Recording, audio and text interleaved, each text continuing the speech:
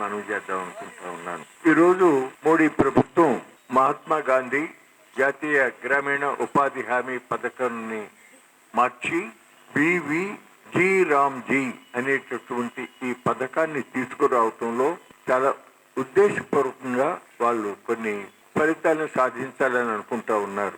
ఒకటి, భారతీయ జనతా పార్టీ కానీ RSS కానీ మహాత్మా గాంధీ పేరు ఒక ఎనెట్మా, వాళ్ళకి ఏమాత్రం కూడా గిట్టని సహించలేని పేరు.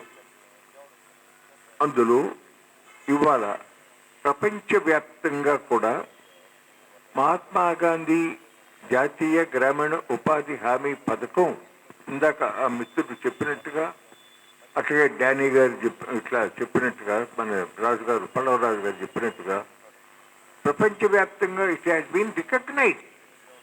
చాలా గొప్ప, అతి మంచి, ప్రజలకు ఉన్నటువంటి ఒక పథకంగా, చట్టంగా వారందరూ కూడా గుర్తు.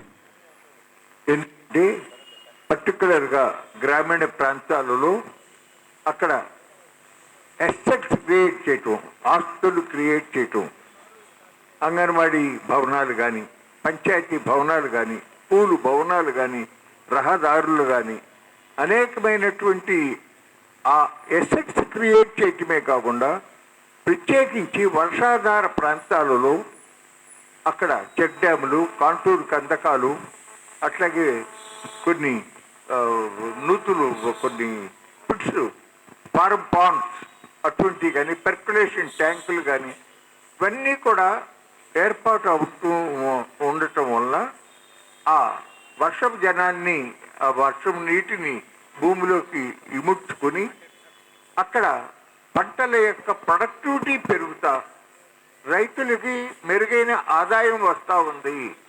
అట్లాగే అక్కడ ఆ గ్రామీణ ప్రజలలో ఉపాధి అవకాశాలు పెరిగి వాళ్ళ యొక్క ఆదాయాలు కూడా పెరుగుతున్నాయి.